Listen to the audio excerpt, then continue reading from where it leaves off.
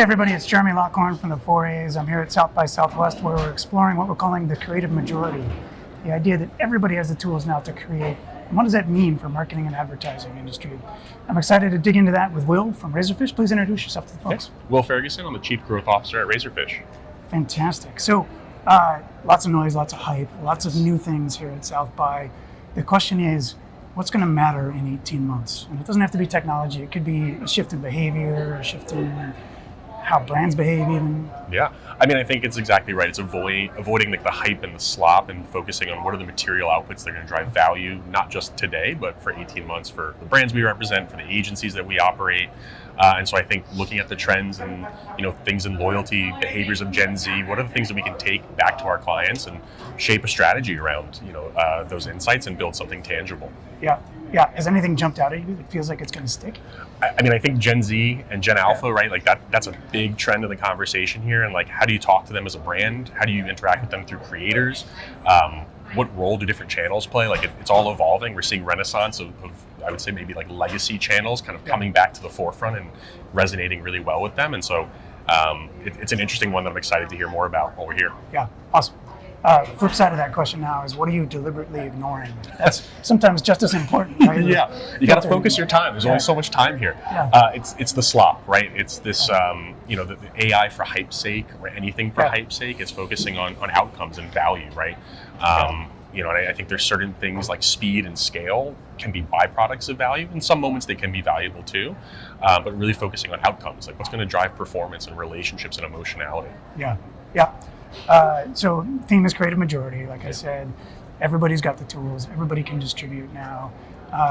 That's not new. AI is definitely bringing some new flavor to it. But when did everybody become creative to you? Like, when did that shift happen? And what does it mean? I mean, I think you're right. There's definitely a lot more access to creativity. I think everyone's kind of always been creative. It's just where on the spectrum and how good they are at the creativity and how well do they harness those tools. I mean, selfishly, as in a person at an agency, right? When I entered the agency world from the tech space, I really saw the value of creativity come to the forefront and the impact it can have on a campaign, right? Yeah. We talk about the proliferation of digital, the proliferation of identity, and now it's AI.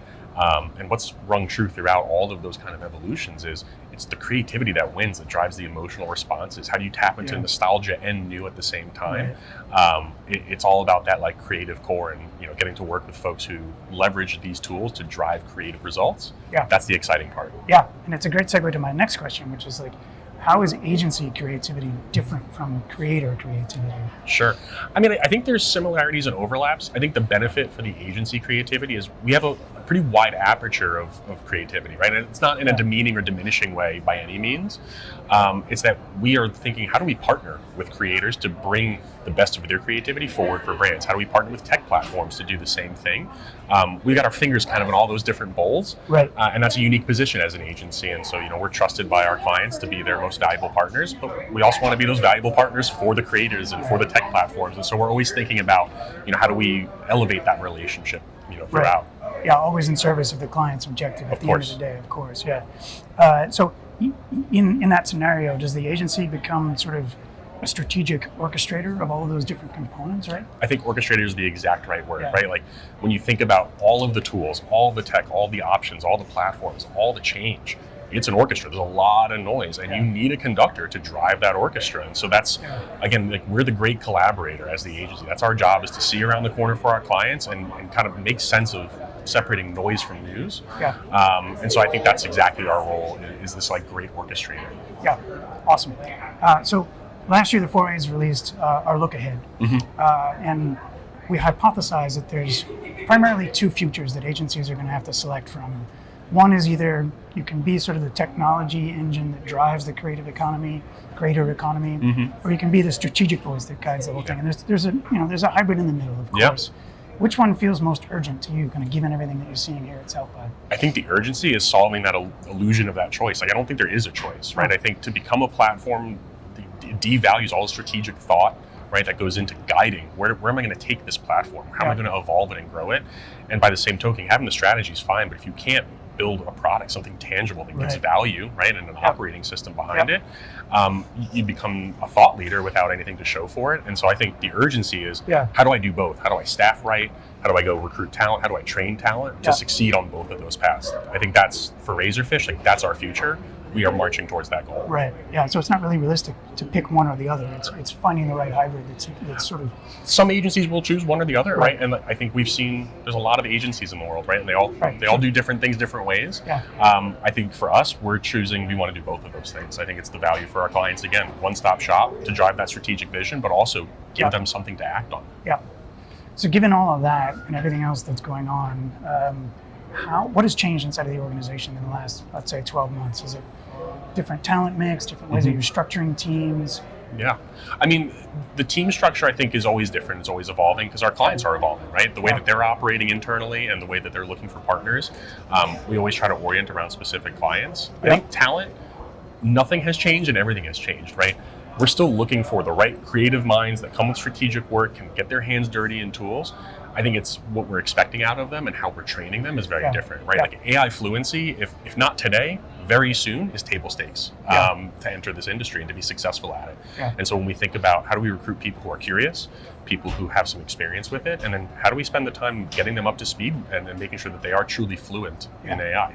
Yeah, that curiosity piece is such an important piece because the technology in general and AI especially is changing so quickly that like what's fluency today is totally different from tomorrow. Right? Exactly. So it's that adaptability and that curiosity that I think drives that continuous learning. 100%. And it challenges the organization, right? It brings an outside perspective in to say, well, I'm thinking about it this way, that's differently. And I think, smart organizations will be receptive to that and lean into that kind of early career or just new to brand talent. Yeah. So how does Razorfish see itself being tapped into the creator economy? I mean, I think we're thought of as a leader in the space, right? Like we've been the most innovative agency for 2 years in a row, according to Campaign, and we're really proud of that. I think we've earned a seat at the table. Thank you. We're really proud of that accolade. I think it speaks volumes about how our clients think of us and how partners in the industry think about us. And so we see ourselves as leaders and drivers. We think that people are looking to us and how we're going to act and the way that we're going to bring the industry forward. And so, with more accessibility, kind of we open the conversation to AI, to tools, to innovation, to creativity in general. I think we have a large responsibility to show like what we can do with that. How do we harness that, not for headlines and hype, for value, right? Yeah. All right, my final question. Pretend this is your first year on the job. You're just coming into the industry. What would you tell yourself? What advice would you give yourself as a newbie just coming into this world? Creativity will be king. Okay. Super simple. I love it. Yeah. And powerful. Yeah. Thanks so much for taking time to spend a few minutes with us and share your insights. We really appreciate it. It was a pleasure. Everybody, stay tuned for more updates from the 4As.